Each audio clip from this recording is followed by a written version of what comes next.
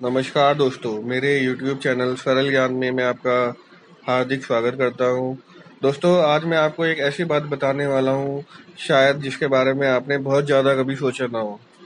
तो दोस्तों, चलिए शुरू करते हैं। दोस्तों, मेरे एक दोस्त हैं राम कुमार। राम कुमार जी ने मुझे कल फ़ोन किया और उन्होंने मुझे अपने घर पे आने के लिए बुलाया। तो अगले दिन जैसे ही मुझे टाइम मिला, मैं उनके घर गया, उनसे बात की। तो वो एक समस्या से जूझ रहे थे, वो मेरी सलाह चाहते थे। तो वो बोले, दोस्त मुझे आपकी सलाह चाहिए। तो मैंने बोला, बताइए मैं कैसे आपकी मदद कर सकता हूँ। तो उन्होंने बोला कि मेरा एक प्लॉट है जो कि दूसरे शहर में है, एक अच्छी लोकेलिटी में है, उसकी कीमत भी अच्छी है, 200 गज का प्लॉट है और उसकी कीमत भी बहुत अच्छी मिल जाएगी अगर मैं उसको बेचता हूँ। और जहाँ पर मेरा बिजनेस है वहीं पे बगल में मुझे एक दुकान मिल रही है जो कि 80 लाख की है। और मेरे पास लेकिन अभी इतना पैसा नहीं है कि मैं उस दुकान को खरीद पाऊँ। तो मैं ये सोच रहा हूँ कि मेरा जो दूसरे शहर में प्लॉट है मैं उसको बेच देता हूँ और ये दुकान ले लेता हूँ। तो मैंने उनको बोला कि ये तो बहुत अच्छी बात है, आप बिल्कुल सही सोच रहे हैं, है ना। तो आप ये दुकान फटाफट ले सकते हैं, उसको बेचिए और उसको ले लीजिए। तो वो राम कुमार जी बोले कि मैं तो यही चाहता हूँ, लेकिन मेरी फैमिली जो है, मेरे बच्चे जो हैं, वो ये चाहते हैं कि हम उस दूसरे शहर में हमारा जो प्लॉट है उसमें हम अपना घर बनाएं, अच्छी सी एक कोठी बनाएं। तो बच्चे इस बात के लिए तैयार नहीं है कि हम उस प्लॉट को बेचें।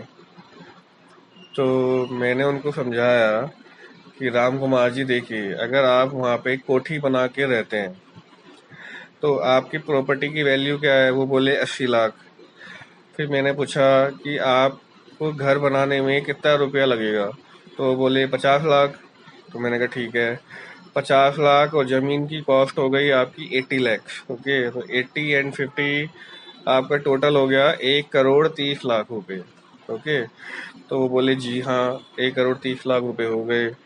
तो फिर मैंने बोला कि अगर आप वहाँ रहते हैं तो इस 1 करोड़ 30 लाख के घर में जब आप रहेंगे तो आपको कोई इनकम तो आएगी नहीं, आपकी कोई आय का साधन तो बनेगा नहीं, आप किसमें रहेंगे, है ना। तो बोले जी बिल्कुल। तो मैंने उनको बोला कि अगर आप वहाँ पे नहीं भी रहते हैं तो वहाँ पे आपको कितना किराया मिल जाएगा। वो बोलते हैं 20,000, 22,000, ज़्यादा से ज़्यादा 25,000।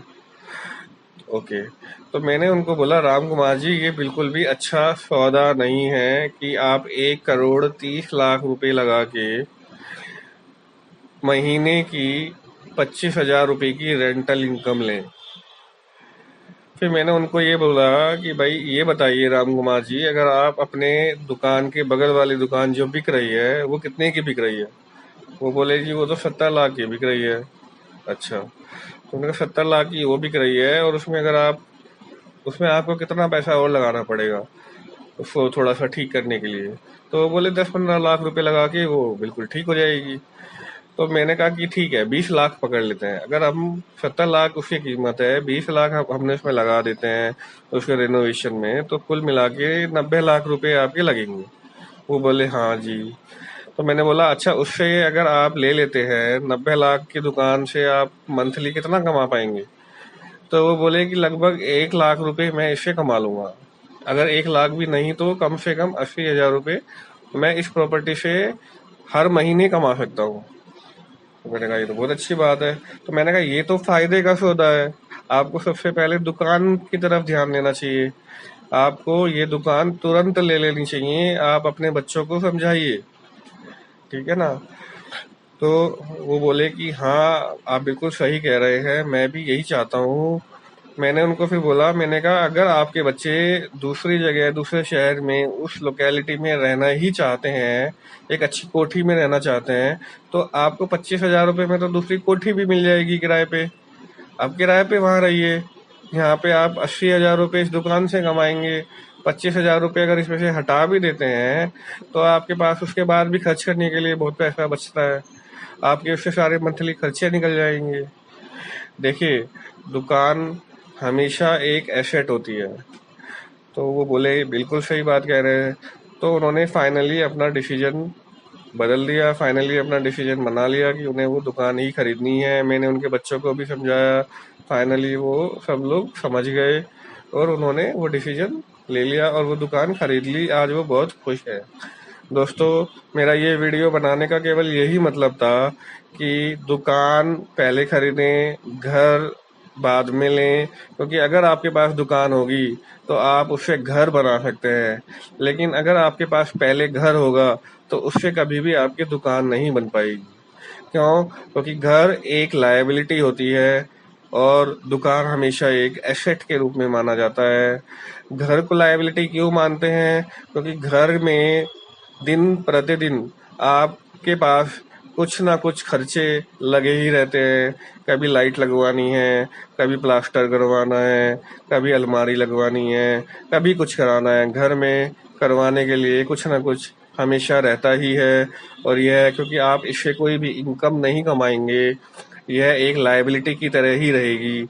लेकिन अगर आप एक दुकान ले लेते हैं, उस दुकान से होने वाली इनकम से आप बहुत सारे घर बना सकते हैं। दोस्तों, इसलिए उसको एसेट के रूप में रखा जाता है।